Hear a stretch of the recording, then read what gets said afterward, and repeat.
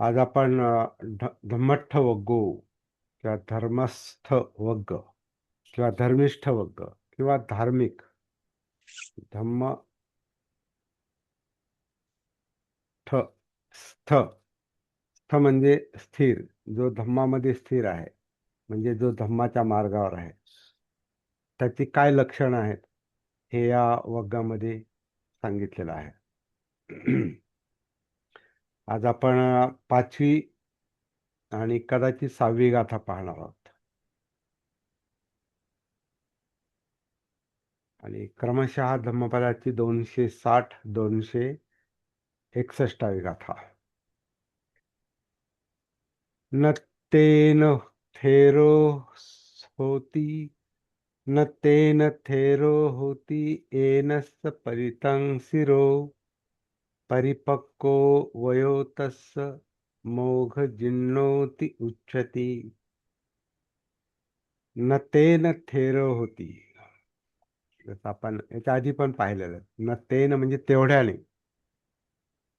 तेवढं तेवढं म्हणजे एवढं करून, एवढंच असल्यानं कोणी थेर होत नाही. थेर म्हणजे स्थविर, स्थविर महास्थविर जे म्हणतात ना, आता हे खरं म्हणजे भिक्षूला उद्देशून म्हणतात, परंतु थेरचा अर्थ होतो, जसं आपल्या याच्यामध्ये कधी कधी चिडून म्हाताऱ्याला काही लोक थेरडा म्हणतात ना, तर थेर म्हणजे खरं म्हणजे म्हातारा, वयस्कर, वयोवृद्ध. आणि महास्थविर म्हणजे जास्त म्हातारा.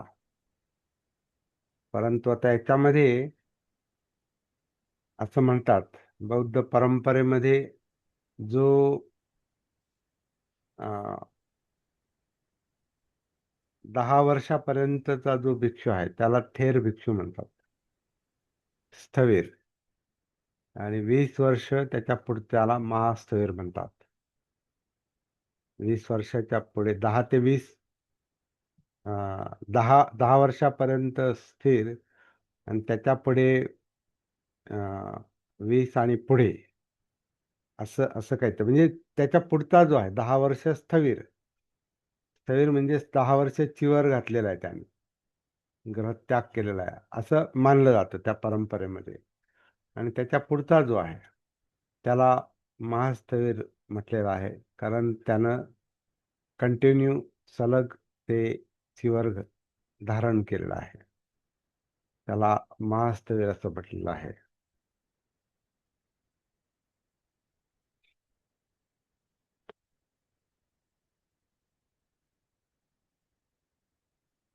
आपण आपल्या पद्धतीनं आणि आधुनिक पद्धतीनं त्याचा अर्थ लावला पाहिजे. कारण आता काही पूर्वीसारखी भिक्षू परंपरा नाही. परंपरा नाही, काही भिक्षू आहेत परंतु परंपरा नाही. कारण परंपरेचा अर्थ असा होता त्याला की थेर म्हणजे स्थविर हे बुद्ध धम्माच्या मार्गावर होते आणि एकत्र एकत्र राहत नव्हते. ते चारिका करत होते, ते फिरत होते आणि लोकांना धम्म सांगत होते. आज थोडा लाईटचा प्रॉब्लेम आहे का? लोकांना धम्म सांगत होते, बुद्धांची शिकवण आणि स्वतःचा अनुभव ते लोकांपर्यंत पोहोचत होते. म्हणजे त्यांना अनुभव आलेला होता. त्यांनाच बुद्धांनी चरत भिक्खवे चारिकं बहुजन हिताय बहुजन सुखाय असा आदेश दिलेला आहे. ज्यांना धम्म समजलेला आहे, म्हणजे ज्यांच्यात धम्म उतरलेला आहे, म्हणजे जे धम्मस्थ आहे, धर्मस्थ आहे, धम्माच्या मार्गावर आहेत, आणि त्यांना काही प्रमाणात प्राप्ती झालेली आहे. आणि त्या प्राप्तीचं मोजमाप काय आहे? तर मुळात आता बुद्धांच्या काळात बुद्धांना ते लगेचच समजायचं की कोण धम्माच्या मार्गात उतरलेला आहे, धम्मामध्ये कोण उतरलेला आहे. आणि धम्म म्हणजे काय हे आपण वारंवार पाहतो. रोजच आपण त्याचा उल्लेख करतो. धम्म म्हणजे जो स्वतःच्या जीवनाच्या प्रवाहामध्ये स्वतःच्या जीवनाचं परीक्षण करण्यासाठी स्वतःच्या जीवनामध्ये जो उतरलेला आहे, स्रोतामध्ये उतरलेला आहे, प्रवाहामध्ये उतरलेला आहे, म्हणजे श्रोतापन्न आहे. ती प्राप्तीची पहिली पायरी आहे किंवा पहिला निकष आहे. जो स्वतःचा शोध घेतोय. स्वतःचा शोध घेतो म्हणजे स्वतःच्या अस्तित्वाचा शोध घेतोय. आणि ह्या अस्तित्वात यातना का आहेत, दुःख का आहेत, विचलन का आहे, डिस्टर्बन्स का आहे, चित्त कंपित का होतं, मानसिक स्थैर्य का नाही, विकृती का आहेत, राग का येतो, लोभ का निर्माण होतो, द्वेष का वाटतो, म्हणजे या सगळ्यामुळे चित्त कंपित होतं. सगळ्यामुळे चित्त विचलित होतं. ते विचलित का आहे? हा जो भिक्षू स्थविर जाणून घेण्याचा प्रयत्न करतो आणि ते जाणून घेण्यासाठी तो स्वतःमध्ये उतरतो. कारण हे सगळे प्रश्न स्वतःमध्ये ह्या जीवनामध्ये आहेत, या अस्तित्वामध्ये आहेत. आणि जो त्या अस्तित्वामध्ये उतरतो, त्या प्रवाहात उतरतो, त्याला श्रोतापन्न म्हटलेलं आहे. म्हणजे तो मी मध्ये अडकत नाही. त्याला या मार्गाबद्दल किंवा स्वतःबद्दल, स्वतःच्या प्रयत्नांबद्दल कन्फ्युजन नाही, गोंधळ नाही, डाऊट नाही. आणि तो फक्त कर्मकांडामध्ये अडकला नाही, तर प्रत्यक्षात उतरलेला आहे स्वतःमध्ये. ते स्वतःमध्ये उतरणं हे महत्वाचं आहे. तो चिवर घालतो की घालत नाही, हे आधुनिक काळात ते महत्वाचं नाही. कारण मुळात हे कामच आतलं आहे. हे कामच, जसं आपण काल धम्मं कायेन पश्यति पाहिलं, कायेत उतरण्याचं काम आहे, जीवनात उतरण्याचं काम आहे. काया म्हणजे जिवंत काया, म्हणजे आपलं जीवन, जिवंत अस्तित्व, ज्या ज्याच्यामध्ये जाणीव आहेत, वेदना आहेत, फिलिंग्ज आहेत, काहीतरी जिवंतपणा जाणवतो आणि त्याच्यातच सुखदुःख आहेत. तर हे जो कायेत उतरून पाहतो, ते पाहणं महत्वाचं आहे. मग तो भिक्षू पाहतो की दुसरा सामान्य गृहस्थ पाहतो, त्याला आधुनिक काळात महत्व नाही. म्हणून बाबासाहेबांनी भिक्खू संघाचं किंवा भिक्खू बनण्याचं समर्थन नाही केलं. नवीन वाट, ते काय म्हणतात, आम्हाला नवीन वाट मिळाली. तर ही नवीन वाट, आणि त्यातले त्यात आपल्या दृष्टीने तर आणखी नवीन आहे. आपल्या दृष्टीनं म्हणजे ज्या परिस्थितीतून आपण या मार्गावर आलोत, ज्या पार्श्वभूमीतून, ज्या व्यवस्थेतून किंवा ज्या जातीतून, ज्या जातीच्या यातनातून, अस्पृश्यतेतून आपले पूर्वज, ज्यांचे आपल्यावर अजूनही संस्कार आहेत, ज्या पूर्वीच्या परिस्थितीचे पडसाद अजूनही आपल्यावर आहेत, तर त्या परिस्थितीला धरून आपण धम्ममार्गावर आरूढ झालेलो आहोत, असं बाबासाहेबांना सांगायचं. आणि म्हणून ते म्हणतात, आम्हाला नवीन वाट मिळाली. नवीन नवीन पद्धतीनं आपल्याला धम्माचा मार्ग तयार करावा लागेल, नवी वाट. तर आपल्याला खरंच आहे ते वेगळ्याच पद्धतीने विचार करण्याची आवश्यकता आहे, केवळ पारंपरिक पद्धतीनं नाही. परंपरेला विरोध अशा अर्थानं नाही. परंपरा ही, जोपर्यंत ती परंपरा चालवणारा व्यक्ती, त्यात त्याचा जो लीडर असतो, म्होरक्या असतो, म्होरक्या जोपर्यंत स्ट्रॉंग असतं तोपर्यंत ती परंपरा स्ट्रॉंगली चालते. बाकी ती परंपरा त्या म्होरक्याच्या हातातून इतरांच्या हातात, शिष्यांच्या हातात, अनुयायांच्या हातात, इतर पुढाऱ्यांच्या हातात ती परंपरा गेली का तिच्यामध्ये विकृती निर्माण व्हायला सुरुवात झाली. ते साहजिकच होतं. आणि जेव्हा विकृती व्हायला सुरुवात होते तेव्हा मूळ मूळ जे आहे ते राहत नाही.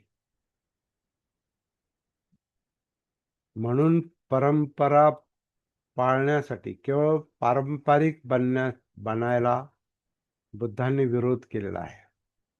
ते बंधनच मानलेलं आहे. त्याला शीलव्रत परामर्श म्हणतात. तर जो स्वतःपन्नाच्या मार्गावर असतो, जो उतरलेला असतो जीवनामध्ये, स्वतःमध्ये, कायेमध्ये, जाणीवांमध्ये, चित्तामध्ये, मनोधम्मांमध्ये, जो त्याच्यामध्ये उतरलेला असतो तो कर्मकांडाला नाही मानत. कारण त्याचा मुख्य उद्देश असतो चित्तशुद्धी. चित्तशुद्धी का? तर दुःखमुक्ती. तर दुःखाचं कारणच चित्त आहे, चेतना आहे.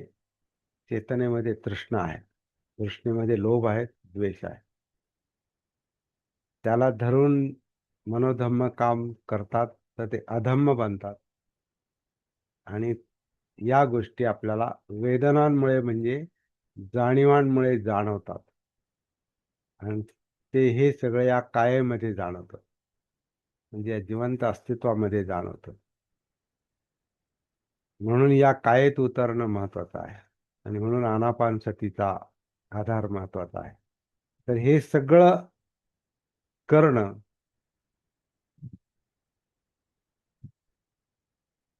दुःखमुक्तीसाठी अत्यंत आवश्यक आहे. तणावमुक्तीसाठी अत्यंत आवश्यक आहे. याच्याशिवाय दुसरा मार्ग दिसत नाही. हे काय अनो मको एकच मार्ग आहे. तर हा मार्ग कोणी अवलंबू शकतो. थेर स्थवीर पण अवलंबू शकतो, भिक्षू पण अवलंबू शकतो, इतर पण अवलंबू शकतात. पूर्वीच्या काळात बुद्धांच्या आणि त्यांच्या प्राप्ती झालेल्या अनुयायांच्या भिक्षूंच्या हातात जोपर्यंत संघ होता तोपर्यंत बुद्धांची शिकवण सरळ पुढे चालली होती. आणि जिथं अनेक यानं निर्माण झाली, नंतर ही यानं निर्माण झाली, हीनयान, महायान, वज्रयान, तंत्रयान, त्याचे मग शेकडो पंथ निर्माण झाले, त्याचे उपसंप्रदाय निर्माण झाले आणि त्याला आणखीन फाटे फुटले. आता आपण नुसतं चायनीज बुद्धिझम जरी म्हटलं तर चायनीज बुद्धिझम मध्ये अनेक प्रथा परंपरा आहेत बुद्ध धम्माला धरूनच. जपानीज बुद्धिझम मध्ये अनेक बुद्धिझम आहेत. त्याच्यात आणखीन उपबुद्धिझम आहेत, बुद्ध धम्म आहेत. तुम्ही थेरवादी बौद्ध धर्म आणि महायानी बौद्ध धर्म हे तर दोन मुख्य आहेतच. त्यांच्या त्यांच्या वेगळ्या शेकडो परंपरा आहेत वेगवेगळ्या. त्याच्या अनेक शकलं पडलेले आहेत. म्हणजे अनेक म्हणजेच कसं जसजसं नेतृत्व बदलतं, पुढारी बदलतात, नायक बदलतात, तसतसं त्याचं स्वरूप हे आणखीन भिन्न भिन्न वेगवेगळं वेगवेगळं होत जातं. आणि तसतसे ती शकलं पडत जातात आणि तेवढे ते इझम बनतात. मग तेवढे ते त्या परंपरा बनतात. आणि त्या परंपरेला धरून चालणारे लोक बुद्ध धम्मापासून वेगळे होतात. ते फक्त त्या शीलव्रत परामर्शला महत्त्व देतात, कर्मकांडाला महत्त्व देतात. त्याचं कारण असं असतं की बुद्ध धम्माबद्दलच शंका असते मनामध्ये. शंका म्हणजे अं, स्पष्टता नाही, संदिग्धता. शंका म्हणण्यापेक्षा संदिग्धता असते की बुद्ध धम्म कशासाठी आहे. हे जर लक्षात येत नाही तर मग तो माणूस मी मध्ये अडकतो, सत्काय दृष्टीत अडकतो. आणि मग मी म्हणतो तेच खरं, माझी परंपरा सांगते तेच खरं, माझा गुरु सांगतो तेच खरं, माझ्या गुरुची शिकवण तीच खरी, माझ्या गुरुची पुस्तकं तीच खरी, माझ्या गुरुचं ध्यान तेच खरं, माझ्या गुरुनी सांगितलेल्या साधना त्याच खऱ्या, माझ्या गुरुनी सांगितलेली कर्मकांड तेच खरं, माझ्या गुरुनं निर्माण केलेली सिस्टम तीच खरी, बाकी सगळ्या चुकीच्या. ही स्पर्धा निर्माण होते आणि मग त्याच्यामुळे बुद्ध धम्माची शकल तुकडे पडत पडत पडत पडत त्याचे शेकडो पंथ झालेले आहे. आणि म्हणून बुद्ध धम्म दूर गेलेला आहे. तो ध्यानाच्या नावावर, ध्यानाच्या पद्धतीवर वेगवेगळा झालेला आहे, तो ज्ञानाच्या पद्धतीवर वेगवेगळा झालेला आहे. कारण प्रत्येकाला डोकं असतं, प्रत्येकाला मेंदू असतो, आणि त्याचं त्याचं ज्ञान, त्याचा तो जर फारच हुशार असेल तर त्याचा त्याचा पंथ तो निर्माण करतो. तर असा एक पंथ जो आहे, तो बुद्धानंतर काही वर्षांनी अस्तित्वात आला. तो बुद्धांच्या काळात नव्हता. तो त्याला त्याला हीनयान म्हटलेलं आहे. तो हीनयाना हीनयान हा म्हणतात महायानेने तयार केला, कारण ते स्वतःला महा म्हणत होते म्हणून त्यांनी इतरांना हीन म्हटलं. आणि हीनयान म्हणजे स्थविरवाद, जास्त करून स्थविरवाद, थेर. आणि थेर हे भिक्षूंना उद्देशून होतं, आणि त्याचा थेट संपर्क हा बुद्धांच्या काळातील संघाशी येतो. त्याचा संबंध तो संदर्भ तो आहे, स्थविर, थेर. तर आता या गाथेमध्ये जर असं म्हटलं असेल भिक्षूला उद्देशून, तर मग एकदम मागे गेलं पाहिजे 2500 वर्षापूर्वीच्या त्या कालखंडामध्ये. आणि त्यांना बुद्धांनी सांगितलेलं आहे, तेवढ्यानंच कुणी थेर होत नाही, चिवरधारी होत नाही, भिक्षू होत नाही. सिनियर, तो थेर, महाथेर किंवा स्थविर, महास्थविर या सिनियरिटी आहे. सिनियरिटीनुसार ते. तर स्थविराला असं म्हटलेलं आहे की तेवढ्यानंच कोणी स्थविर होत नाही, थेर होत नाही, ज्याचे फक्त केस पिकलेले आहेत. कारण स्थविर हा बहुधा 10 वर्ष तो संघात राहतो, म्हणून तो थेर आहे. तर तो मुळातच गृहत्याग करण्याच्या आधी तो गृहस्थ असू शकतो किंवा घरी असू शकतो. नंतर गृहत्याग केल्यावर तो स्थविर बनतो. त्याचं लग्न झालेलं असेल तर त्यानं त्याचा स्वतःचा परिवार सोडलेला असतो, मग तो स्थविर बनलेला असतो. आणि समजा तो 10 वर्ष स्थविर म्हणून राहिला, 20 वर्ष राहिला, 30 वर्ष राहिला, आणि ते जीवन जगता जगता तो म्हातारा झाला. अशा पिकलेल्या केसांच्या म्हाताऱ्या स्थविराला, थेराला उद्देशून ही गाथा दिसते.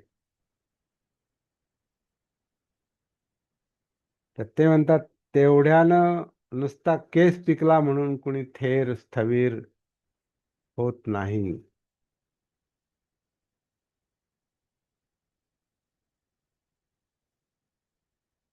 कारण म्हातारा व्हायला काही लागत नाही. असाच माणूस म्हातारा होतो, असाच, काही न करता. म्हणजे असाच थेर होऊ शकतो. चिवर घातला आणि असंच वय वाढलं, केस पिकले,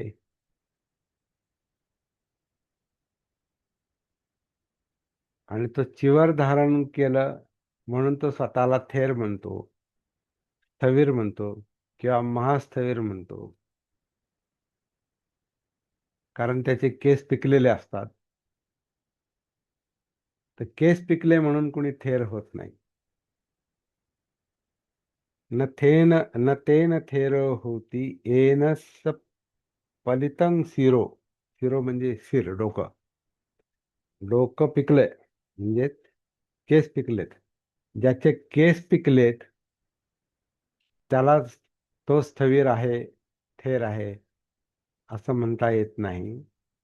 परिपक्व वयो तस्स, त्याचं जे परिपक्व झालेलं वय आहे, म्हणजे पिकलेलं वय आहे, म्हणजे म्हातारपण जे आहे, म्हणजे तो म्हातारा झालेला आहे. तर तो म्हातारा मोघ जीर्ण झालेला आहे. तो मोघ जीर्ण म्हणजे असाच म्हातारा झालेला आहे वयानं. त्यानं काही कमावलेलं नाही, वयाबरोबर काही शिकला नाही तो. तो मोघ मोघ म्हणजे ओघामध्ये असाच व्यर्थ, असं त्याला व्यर्थ पण शब्द केलेला आहे. वृथा किंवा व्यर्थ, तो नुसताच थेर झालाय, नुसतंच वय वाढलंय. आपण व्यवहारात म्हणतो ना, वय झालं पण शहाणपण नाही आलं. एवढा म्हातारा झाला पण अक्कल नाही, असं आपण जे हिणवतो.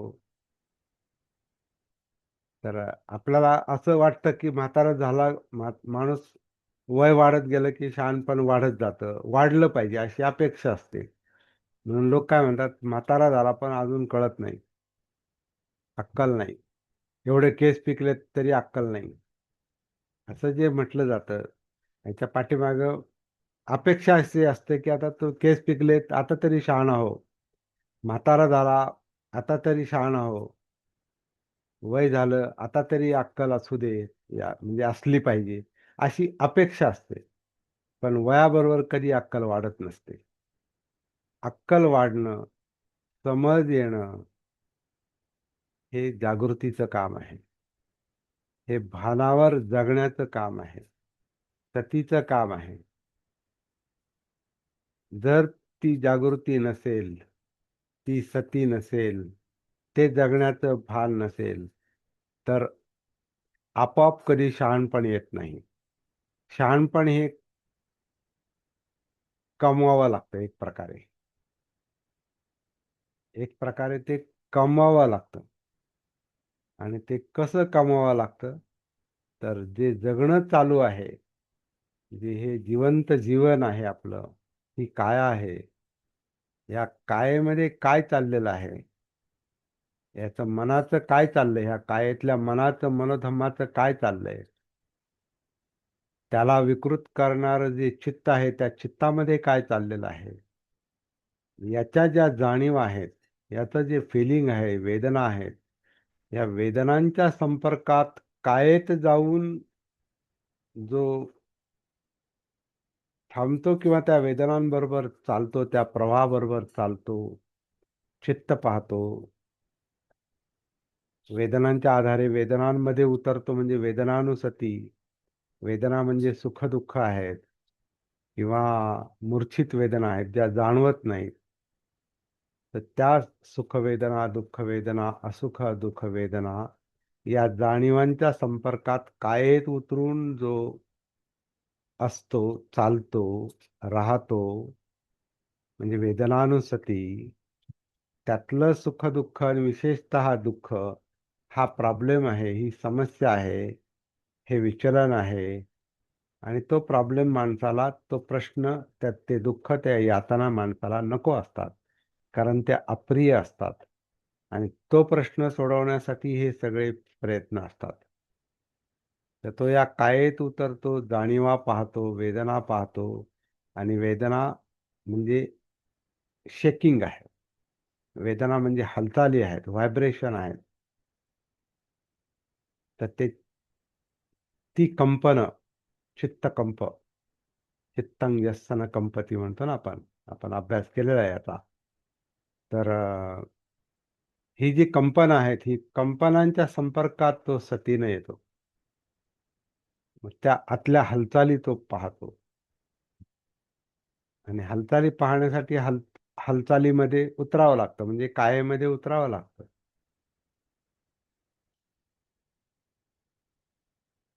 मग या कंपनांचं कारण कळतं.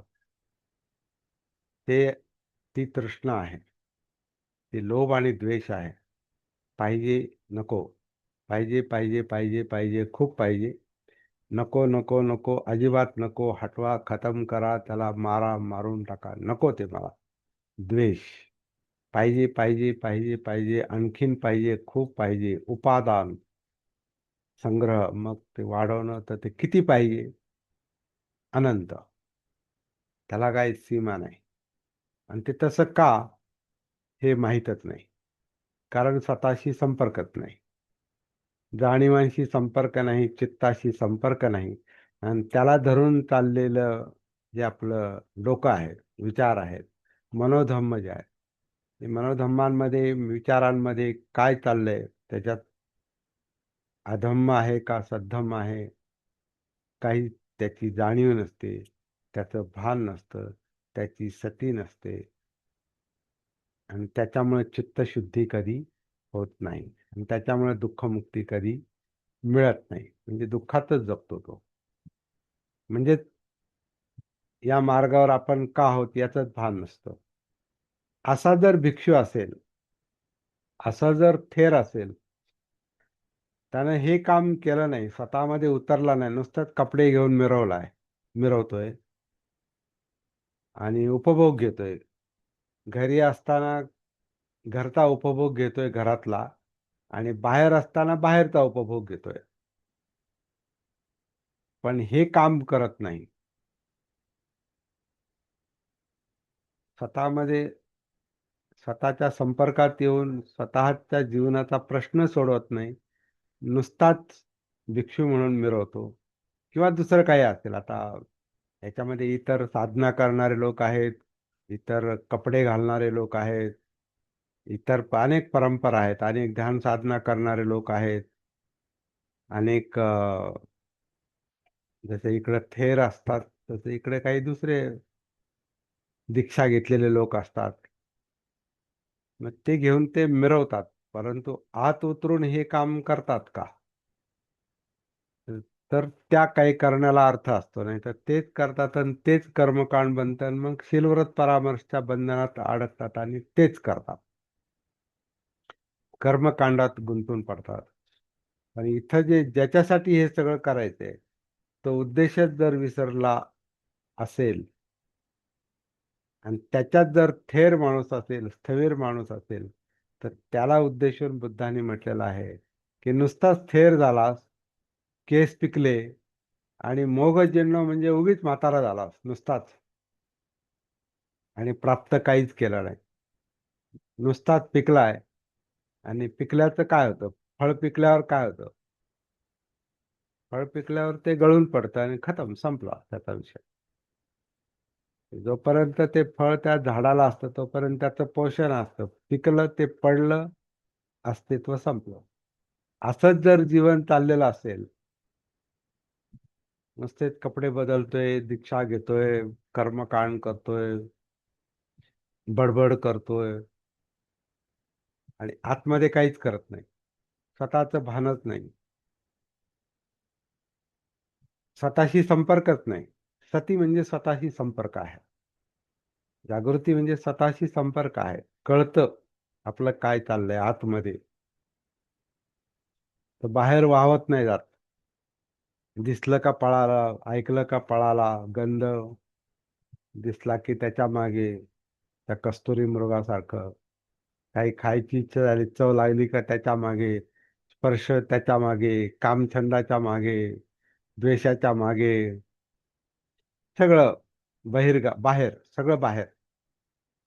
आणि आतला संपर्क तुटलेला असतो.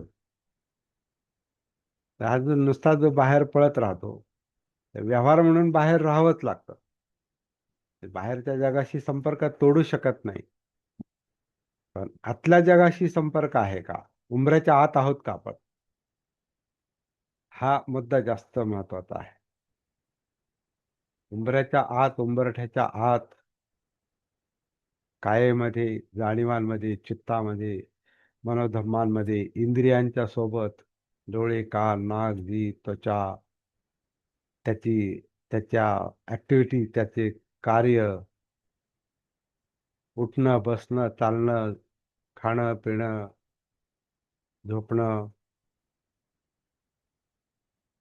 प्रत्येक हालचाल, बोलणं, कृती, कायेच्या कृती, वाचेच्या कृती, मनाच्या कृती, ऍक्टिव्हिटीज, काय चाललंय, त्या सगळ्यामध्ये सती नसेल तर मग बाकीच्या गोष्टींना काहीच अर्थ राहत नाही.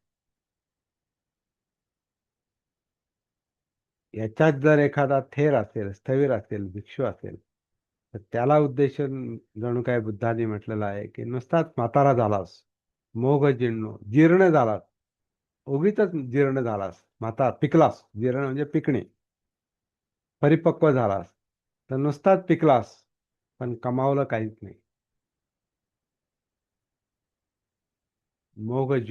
मोघजिन्नूचं हे स्पष्टीकरण आहे. मोघजिन्नू म्हणजे असाच जीर्ण होणं, असाच म्हातारा होणं, व्यर्थ. कारण म्हातारा व्हायला काय लागत नाही. म्हातारा होण्यासाठी काहीच करायची गरज नाही. आपण जन्माला आलो म्हणजे ते म्हातारपण हे त्याच्या बरोबरच वय, त्याला आपण वय म्हणतो. वय म्हणजे काय? ज्याचा व्यय होत जातो ते वय. व्यय म्हणजे नाश, म्हणजे ते जे आहे ते राहत नाही, त्याला व्यय म्हटलेला आहे. वय धम्मा संखारा, संस्कार जे आहेत ते व्ययधर्मी आहेत, म्हणजे ते संस्कार हे नष्टधर्मी आहेत. वय होतं म्हणजे व्यय होतो. जन्म होतो, जन्मानंतर ते हळूहळू बाल वाढतं, म्हणजे त्याचं ऍक्च्युअली जन्माचं ते आता ती फेज संपली, ती अवस्था संपली. थोडा भानावर नसलेल्या अवस्थेतच तो बालक वाढतो, ते मूल वाढतं, मुलगा मुलगी जे असतं ते वाढतो, पण कळत काहीच नाही. त्याला आपण बाल म्हणतो ना, बाल्यावस्थेत कळत काहीच नाही. मग ते वाढतो, मग तो तरुण होतो. तरुणपणात काही कळतं, काही कळत नाही, पण वाढतो. वय वाढतंय, वयात वेळ वाढत जातं, म्हणजे वय वाढत जातं म्हणजे वेळ वाढत जातो. व्यय म्हणजे नष्ट होणे, कमी होणे, मागचं जाणे आणि नवीन. मागचं जातंय आणि पुढचं येतंय, पुढचंय पण मागे जातं, परत पुढचं येतं. असं करत व्यय होत होत वय वाढतं, त्याला वय म्हणतो आपण. आणि याला काहीच करावं लागत नाही, कारण हे आपल्या हातात नाही. आपण निसर्गाचा अपत्य आहोत. आपला जन्म निसर्गामुळे झालेला आहे, आई बापामुळे नाही झाला फक्त. आई बाप निमित्त ठरले, पण निसर्गाचे जे चक्र आहे, भवचक्र, त्या भवचक्राचा आपण भाग आहोत. आणि हे भवचक्र अविद्येतून, अज्ञानातून सुरू होतं, किंवा अज्ञानातच चालतं, अज्ञानातच ते सुरू होतं. म्हणून अविद्यापच्चया संखारा, अज्ञानातून संस्कार निर्माण होतात. संस्कार पच्चया विज्ञानं, संस्कारातून हे चित्त निर्माण होतं, विज्ञान किंवा इंद्रियांचं काम. चक्षुविज्ञान, श्रोत्रविज्ञान, घ्राण विज्ञान, जिव्हा विज्ञान, मनोविज्ञान. सहा विज्ञान जे आहे, चक्षु, श्रोत्र, घ्राण, जिव्हा, काया, मनोविज्ञान. हे विज्ञान जे आहे हे संस्कारांनी घडतंय, बनतंय, वाढतंय, हे वय वाढतं. विज्ञान पच्चया नामरूपं, हे जे शरीर आणि मन आहे, नाम आणि रूप जे आहे, हे त्या विज्ञानामुळे, त्या कॉन्शियसनेसमुळे, त्या चित्तामुळे त्याच्यात बदल होत जातात, ते वाढत जाते. ते पुन्हा शरीर वाढतंय, नामरूप वाढतंय, म्हणजे शरीर आणि शरीरातलं मन, चित्त नावाची जी गोष्ट आहे, जिवंतपणा, तोही वाढत जातो, त्याच्यात विकास होत जातो. त्या मूळ विज्ञानामुळे, कॉन्शियसनेसमुळे हे नामरूप वाढत वाढत जातं. याला आपण काहीच करत नाही, हे काय वाढवायची गोष्ट, हे वाढतंय. जसं बीजाचं अंकुर होतं, अंकुराचं रोपटं होतं, रोपटाचं झाड होतं, झाड वाढतं, त्याला फुलं येतात, त्याला फळं येतात आणि ते कालांतराने मरून जातं. याच्यात झाड काय करतं? ते काय स्वतः त्यांनी बीज स्वतः लावलेलं नसतं. ते बीज आधीच्या याचा परिणाम असतो तो. कशाचं तरी ते बीज असतंय आणि त्या बीजाला काहीतरी योग्य वातावरण मिळालं की त्या बीजाला कोंब फुटतो. ते कोंब फुटण्यासाठी त्याला जर ओलसरपणा असेल, ओलावा असेल, जमीन असेल, वाढायला जागा असेल, हवा असेल, योग्य वातावरण असेल, खाली त्याला मूळ फुटतं, वरती कोंब फुटतो. काय करतंय ते? काहीच नाही करत. त्याला परिस्थिती मिळाली की ते वाढतंय आणि जशी परिस्थिती मिळते तसं वाढतंय. संस्कार संस्कार परिस्थितीनुसार परिस्थितीनुसार. परिस्थिती ही अज्ञानातली गोष्ट आहे, माहित नाही. म्हणून अविद्या पच्चाया संखारा. मग ते अंकुर खाली मुळं फुटतात, वर अंकुर फुटतो, ते वाढतं, वाढतं, वाढतं, रोप होतो, वृक्ष होतो, वाढतं. 5 वर्ष, 10 वर्ष, 15 वर्ष, 20 वर्ष, काही काही झाडं 100-100 वर्ष जगतात किंवा जास्त जगतात. त्यांना ऑटोमॅटिक आपोआपच परिस्थितीनुसार, निसर्गानुसार फुलं येत राहतात, फळं येत राहतात. ती फळं पडतात, त्याच्यात ज्या बिया असतात त्यांना पुढे त्यांचं जीवन सुरू होतं. योग्य परिस्थिती असेल तर. जीवन ही निसर्गाचं अपत्य आहे आणि आपला भ्रम असतो हे मी आहे. म्हणून बुद्धांनी सत्कार दृष्टी हा मी भाव जो आहे हाच मुळात प्रॉब्लेम मानलेला आहे. पहिलाच प्रॉब्लेम आहे मी, अहंकार. हे म्हणजे मी.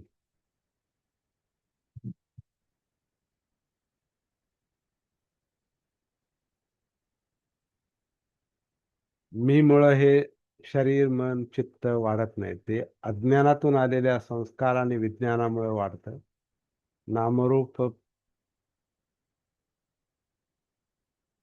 नामरूप म्हणजे हे बॉडी माइंड. नाम म्हणजे माइंड, जे नाव देतं. आणि रूप म्हणजे ही काया, आकारधारी अस्तित्व. याला इंद्रिय जोडलेली आहेत.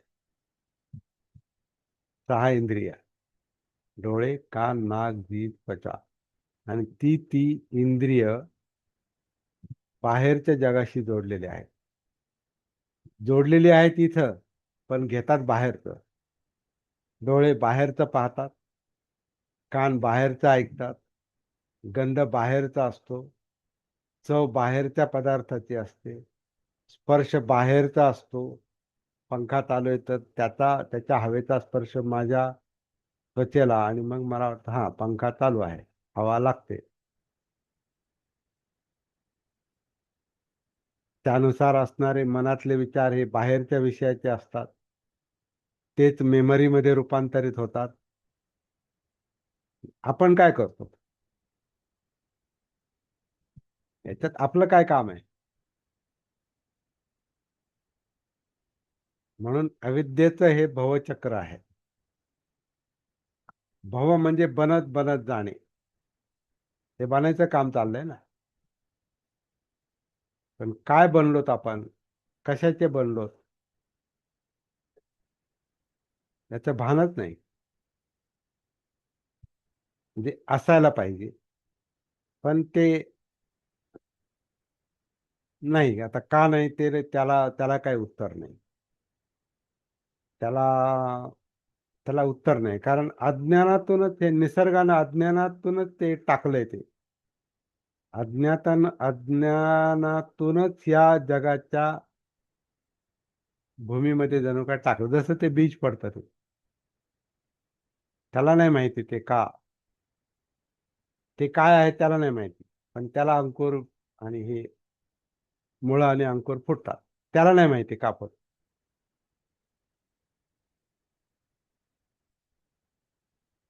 आपलं जीवन असंच चाललेलं असतं.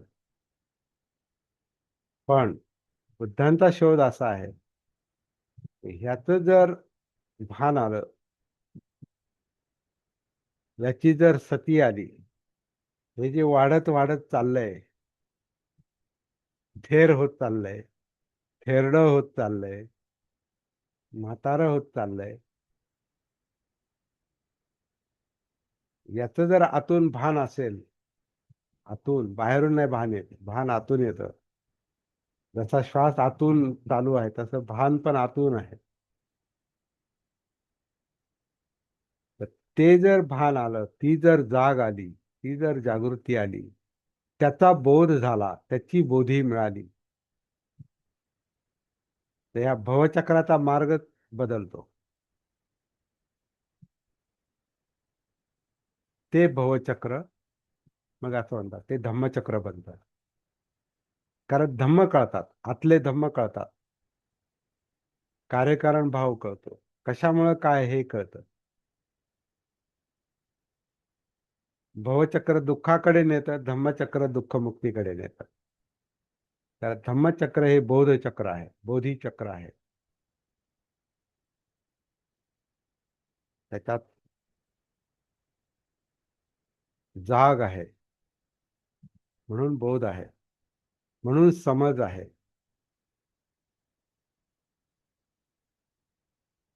वय वाढायचं वाढतच राहतं, पण त्याच्याबरोबर अंतर्बोध वाढतो का किंवा जीवनाचा बोध येतो का, होतो का, तो महत्वाचा आहे. तो जर नसेल तर मोघजिन्नो असाच म्हातारा झाला, असाच वाढला, काही नाही केलं, असं जणू काही ते सुचवायचे त्याच्यातून. म्हणून नुसतेच पिकू नका केसांनी, नुसतेच वय वाढू देऊ नका. काहीतरी भान, जागृती, सती, कायानुसती, अनापान काया, वेदना चित्त, मनोधम्म, इंद्रियानुसती, वर्तनाची सती, सगळं सती ठेवत ठेवत ठेवत ठेवत आपण जेव्हा जगतो तेव्हा काहीतरी मिळत जातं, सापडत जातं. मग असंच म्हातारं होत नाही आपण. असेच मोघम, मोघ शब्द एक आता आपला मराठीतला जो मोघम आहे ना, मोघम असाच.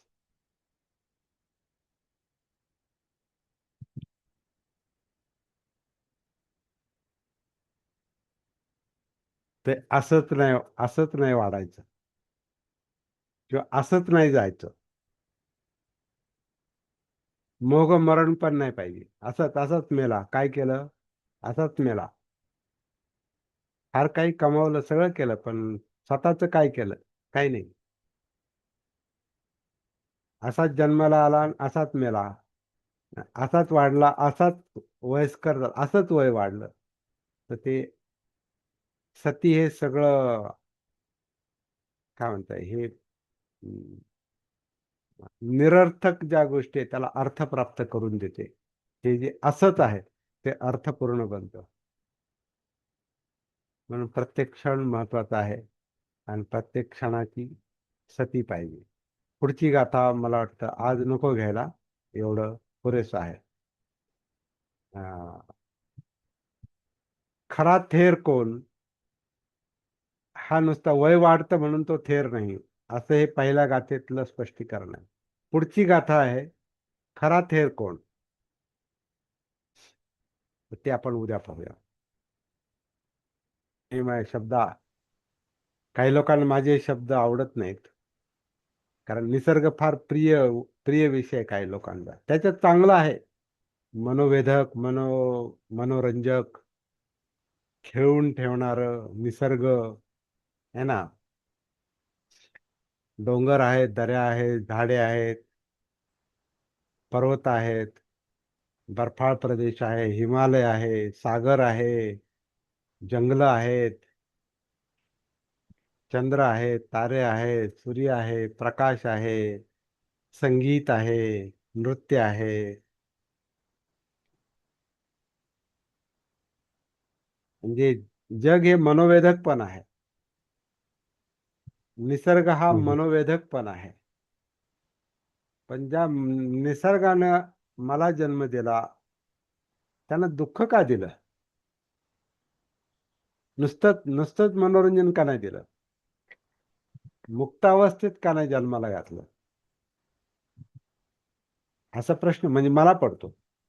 आणि म्हणून मी निसर्गाला मूर्ख पण समजतो. पण मूर्ख आणि शहाणं हे आपल्या कल्पना आहेत त्या. मूर्ख आणि शहाणं अशा भाषेत विचार करणं चुकीचं आहे. खरं म्हणजे ते कळतंय, लक्षात येतंय ते. ते चुकीचं आहे. मूर्ख म्हणणं किंवा चांगलं म्हणणं, तो कार्यकारण भाव आहे. तर निसर्ग आहे तसा आहे, त्यालाही माहित नाही हम्म. तो तसा का आहे. नाही का? म्हणजे सूर्याला माहित नाही तो तसा हो. सूर्य का आहे. हम्म. आणि चंद्राला माहित नाही चंद्र तसा का आहे. पृथ्वीला माहित नाही पृथ्वी तशी का आहे. पृथ्वी ही सूर्यापासून अलिप्त झालेला एक ग्रह आहे, एक खंड आहे,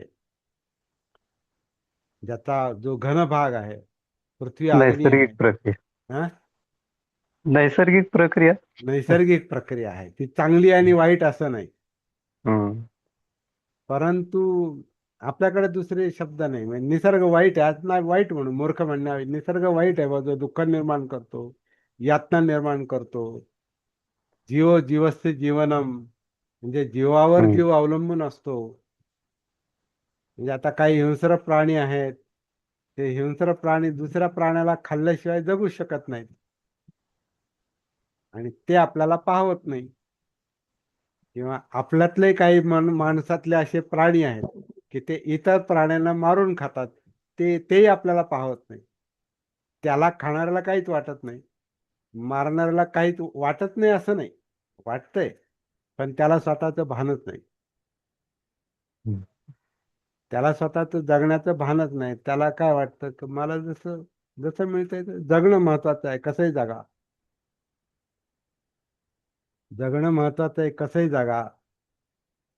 माणसं मारून जगा, माणसांना ब्लॅकमेल करून जगा, अन्याय करून जगा, प्राणी मारून जगा, इतरांना फसवून जगा. जगणं महत्वाचं आहे असं काहींना वाटतं.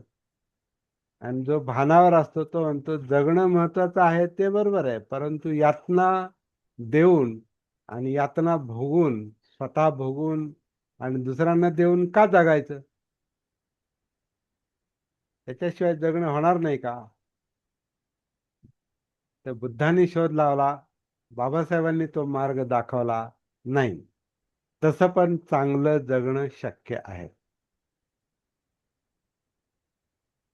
काही गरज नाही पाणाती-पात करायची, चोरी करायची, व्यभिचाराने स्वतःला संतुष्ट करायची आणि खोटं बोलायची, दारू प्यायची, दारुड्या बनायचं आणि लांड्या लबाड्या करायच्या, उद्धट बोलायचं, काही फसवेगिरी करायची, युद्ध करायची, प्रांत जिंकायचा, त्रास द्यायचा.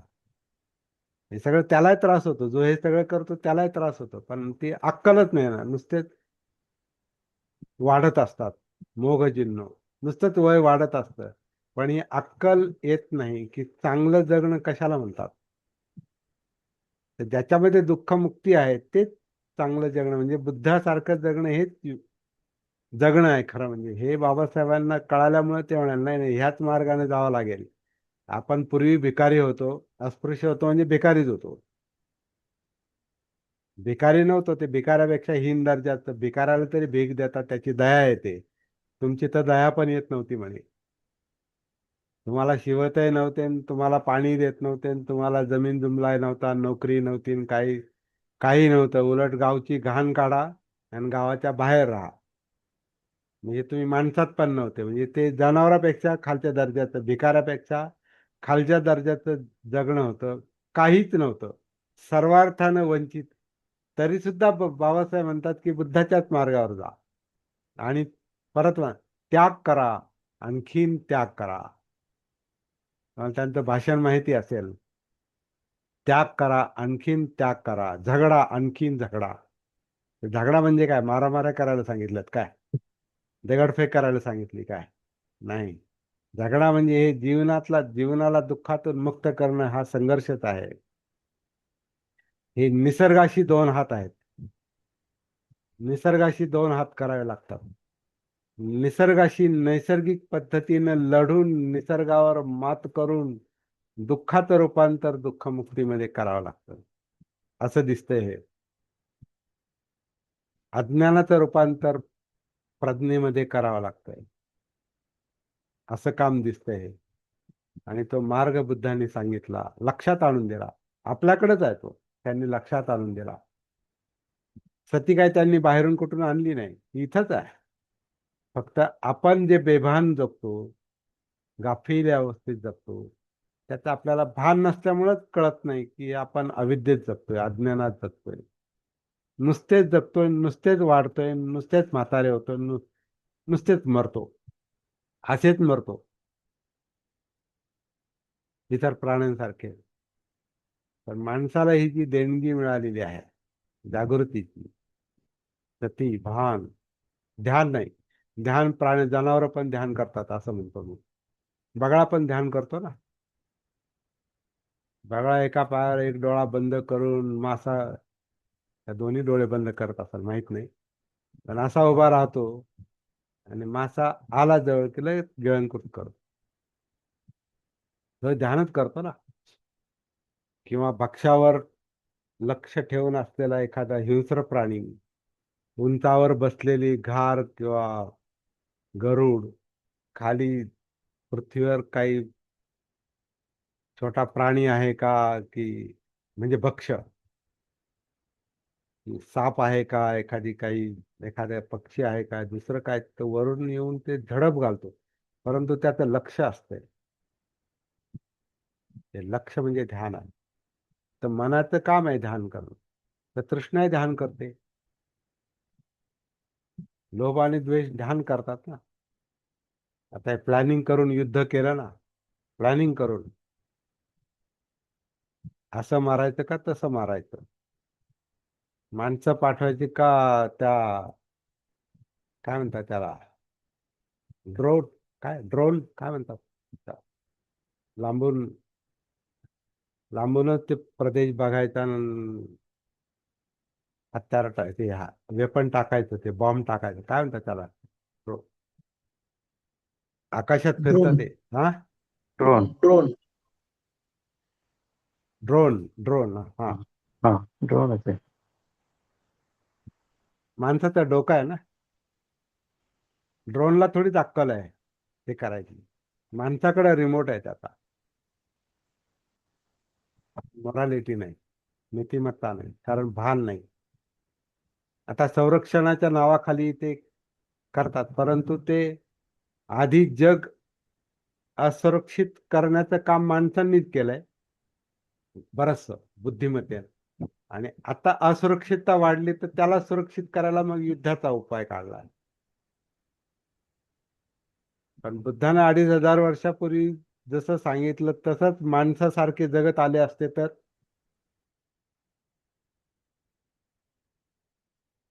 ही समाज रचनाच बदलली असते. जगाचं चित्रच वेगळं राहिलं असतं. तो मार्ग जर अवलंबला असता तर. म्हणून बाबासाहेब म्हणतात जग हे धम्मराज्य करायचे. हाच बुद्धाच्या धम्माचा हेतू आहे म्हणतात. बुद्ध धम्म कशासाठी? जगाला धम्मराज्य बनवा. धम्मराज्य म्हणजे काय? जागृत माणसं तयार करा, जे भानावर जगतील.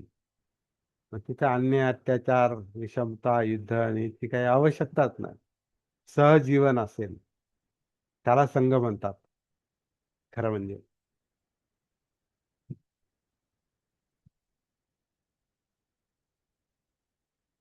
आपल्या समोर फार मोठं काम आहे. म्हणजे आपलं काम करता करता आपल्याला ती दृष्टी आली पाहिजे.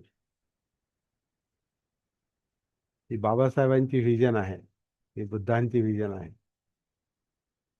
आणि जगातलं सगळ्यात अवघड काम आहे.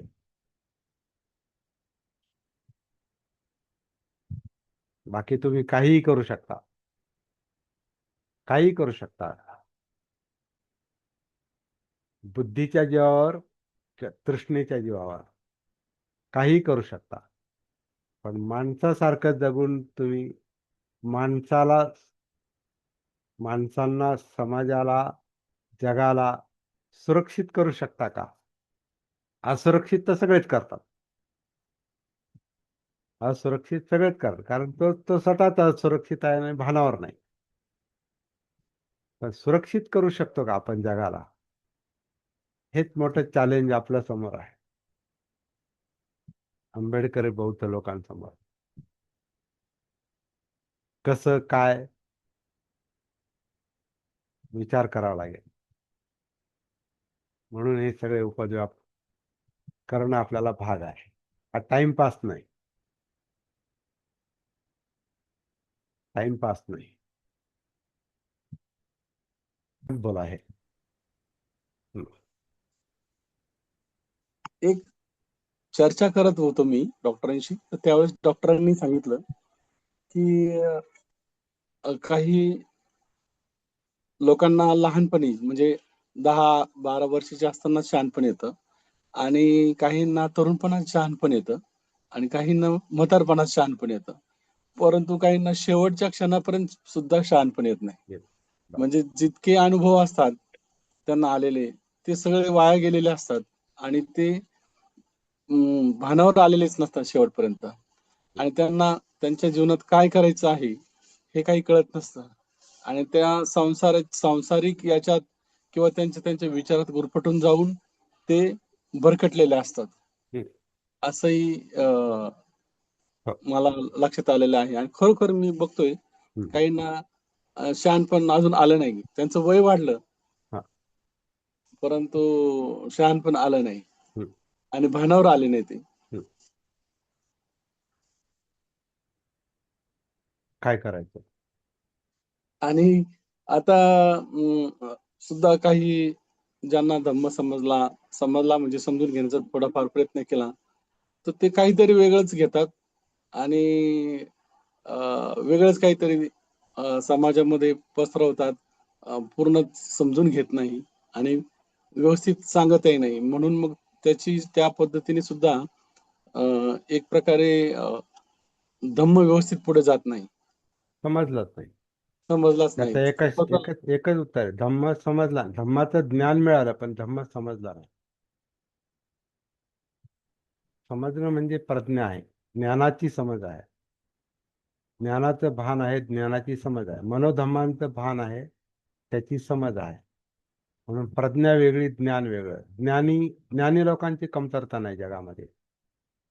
ज्ञानी ज्ञानी लोकांची कमतरता नाही आणि आता ध्यानी लोकांची कमतरता नाही. पण माझं असं निरीक्षण आहे की बरेचसे लोक ध्यानात हरवलेत आणि काही ज्ञानात हरवलेत.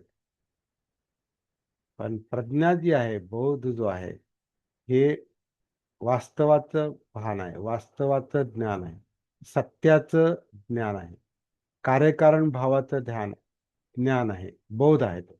नुसतं ज्ञान नाही, बोध आहे तो.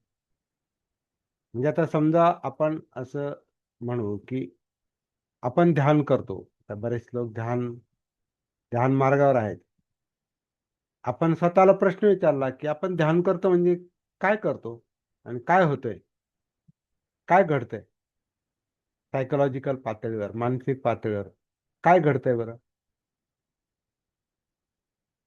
याचं भान आहे का?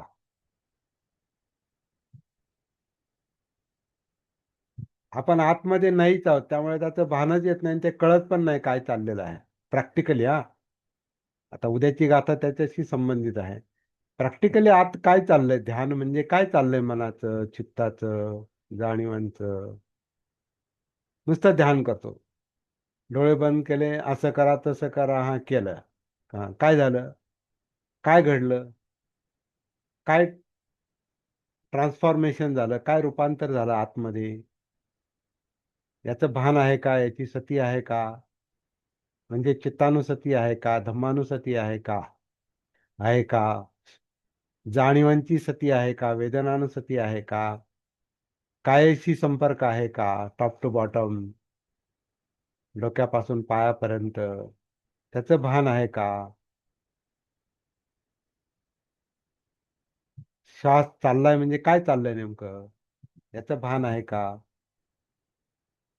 रक्ताभिसरण काय चाललंय, म्हणजे म्हणजे त्याचं फंक्शन नाही, त्याचं काय, त्याचं त्याचं कार्य कसं चाललंय तो नाही, जे चाललंय त्याचं त्याचा त्या त्याचं त्यातल्या जाणीवांचं भान,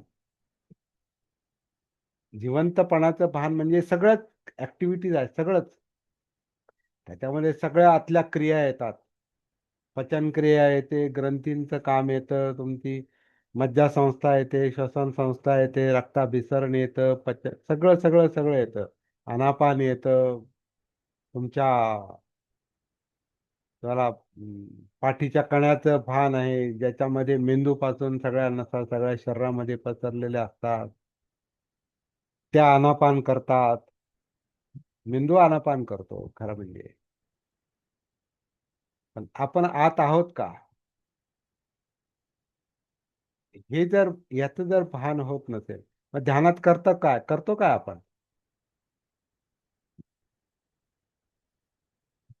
तर ध्यान, अटेन्शन हे मनाचं वेगळं काम आहे, ते त्या त्या वेळेला जे समोर येईल ते पाहत आहे. अटेन्शन म्हणजे काय, या क्षणी काय समोर आहे, माझं अटेन्शन आता समोरच्या स्क्रीनवर आहे आणि ते बदलत चाललेलं आहे. कारण माझं बोलणं बदलतंय, त्याच्या हालचाली बदलतात, तुमची चित्र तर बदलत नाही, तुमचे कॅमेरे बंद आहेत, परंतु तुमची सगळ्यांची नावं आणि तुमचं ते याचं काय तुम्ही चित्र टाकलेलं आहे, कोणी फूल टाकलंय, कोणी बुद्धाचं चित्र टाकलंय, कुणी कोणाची नुसती नाव आहेत, तर ते तिथं माझं अटेन्शन जाईल आणि हा हे आहे तिथे, यांचा स्क्रीन आहे हा. दुसऱ्या नावाकडे लक्ष, तिसऱ्या नावाकडलं, हा एवढे लोक इथं आहेत, पण बोलताना माझं लक्ष मी काय बोलतो याच्यावर जास्त आहे, बाहेर नाही, आतमध्ये. सती आणि ध्यान याचा फरक लक्षात घेतला पाहिजे. त्रिभुवनांचा जो मुद्दा आहे त्याच्यात थोडंसं स्पष्टीकरण मला असं द्यावंसं वाटतं. 10व्या वर्षी काहींना कळतं, काहींना 20व्या वर्षी कळतं, काहींना म्हातारे झाले तरी कळत नाही, मरायला टेकले तरी कळत नाही. याचं सरळ सरळ कारण हे आहे की त्याचं चित्त, त्याचं मन तेवढंच जागा आहे जेवढं त्याला कळतं. हे परत जागृतीशी संबंधित, तो भानाशी संबंधित मुद्दा आहे, सतीशी संबंधित मुद्दा आहे. बाबासाहेबांना लहानपणीच या गोष्टींची जाणीव का झाली, त्यांनी लहानपणीच मार खाल्ला, लहानपणी त्यांना यातना भोगावा लागला, लहानपणी त्यांची आई गेली, लहानपणी त्यांची देखरेख नीट झाली नाही, परत वडिलांनी दुसरं लग्न केलं, आणखीन तिसरा प्रॉब्लेम निर्माण झाला, वर्गामध्ये बाहेर बसवायचे, पाण्यासाठी मार खाल्ला, दप्तराला शिवले म्हणून तो एक प्रसंग आहे.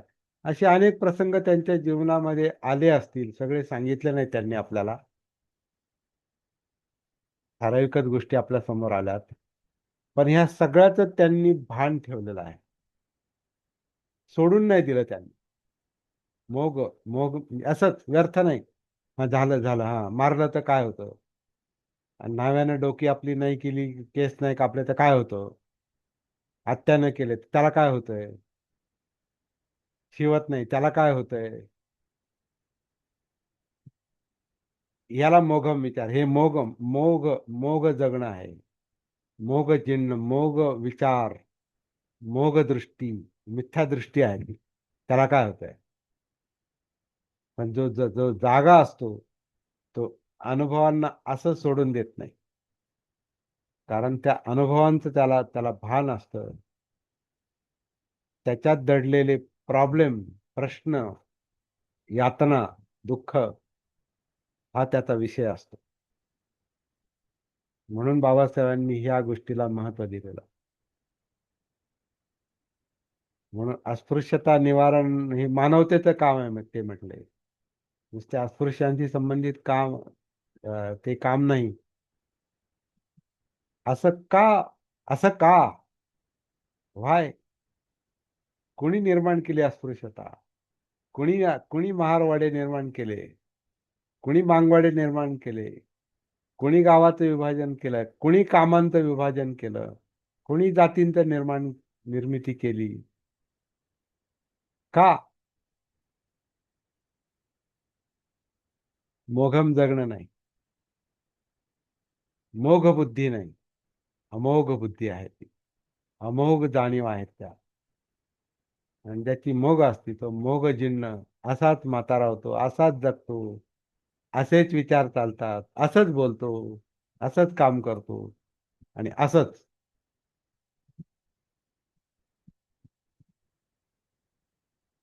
सतीचा मुद्दा, जागृतीचा मुद्दा एवढा मोठा आहे, म्हणून सेंट्रल पॉइंट तो आहे, मध्यवर्ती मुद्दा तो आहे. काम पुढे न्यायचं असेल तर भानावर आलं पाहिजे, म्हणून प्रॅक्टिस केली पाहिजे.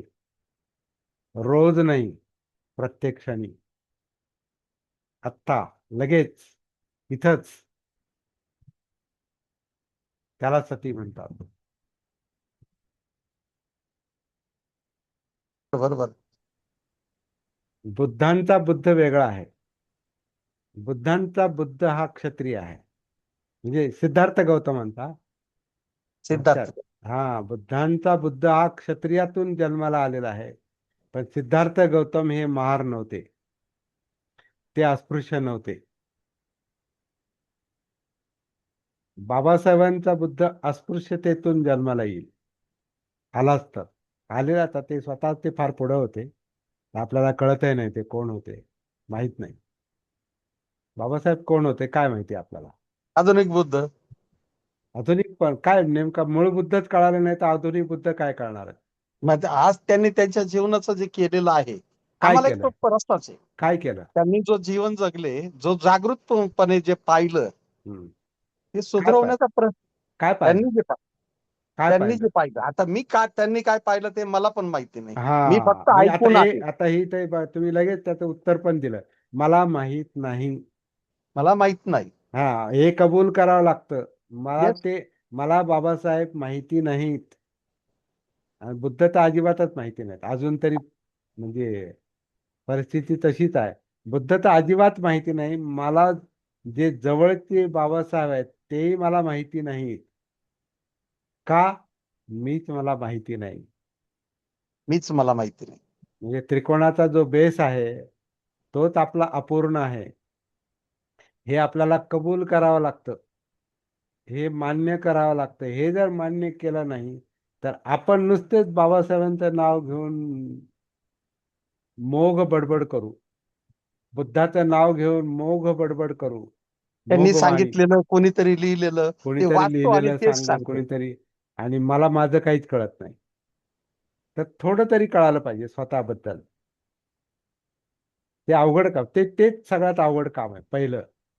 पहिलं काम जर नीट झालं ना, स्वतःला समजून घेण्याचं, आपलं मूळ शोधण्याचं, हे काम बाबासाहेबांनी केलेलं आहे. मूळ शोधलंय त्यांनी.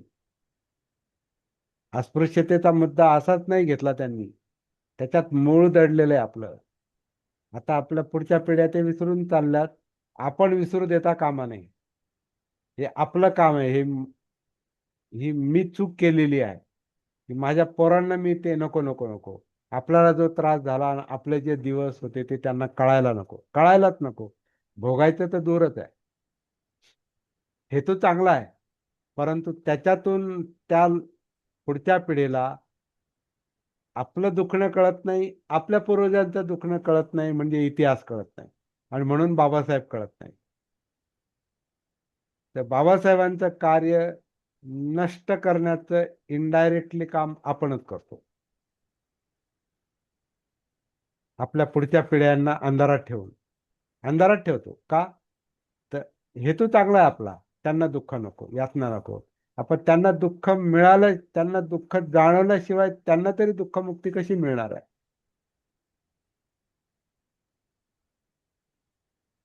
तर आपलं काम काय, आपली जबाबदारी काय आहे, हेच आधी लक्षात घ्यावं लागेल. बाबासाहेबांचं मोठेपणा, पोकळ मोठेपणा सांगायचं काम बंद केलं पाहिजे. पोकळ मोठेपणा, हा बाबासाहेबांनी असं म्हटलं आणि या ग्रंथात असं म्हटलं आणि असं काम केलं तर आपण काय करतो? आपण काय काम करतो त्याचं एक एक एक एक शतांश तरी, एक हजारांश तरी. त्यांनी सांगितलं बुद्ध धम्माच्या वाटेनच जावं लागेल. समाज काय करतोय? त्या मार्गावर आहे का? आंबेडकरी बौद्ध ही संकल्पना तरी आपल्यात आहे का? रुजली का आंबेडकरी बौद्ध? नाही, बहुजनांचं काम केलं पाहिजे आणि वंचितांचं काम केलं पाहिजे. आता ते झुरळ, आपले झुरळ तिथे पळतील आता. त्या पद्धतीने काम होणारच नाही.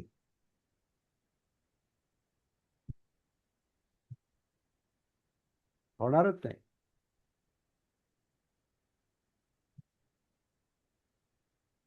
अन्यायाचा प्रतिकार अन्याय समजून घेऊन होऊ शकतो. अन्यायाचा प्रतिकार म्हणजे आरडाओरड करून आणि नुसता पोकळ दबाव टाकून नाही होत. तो भरीव दबाव पाहिजे. बाबासाहेबांसारखे जागृत लोकांचा भरीव दबाव. लोकसंख्या नाही नुसती, मोर्चे नाही, पांगलेल्या लोकांचे मोर्चे,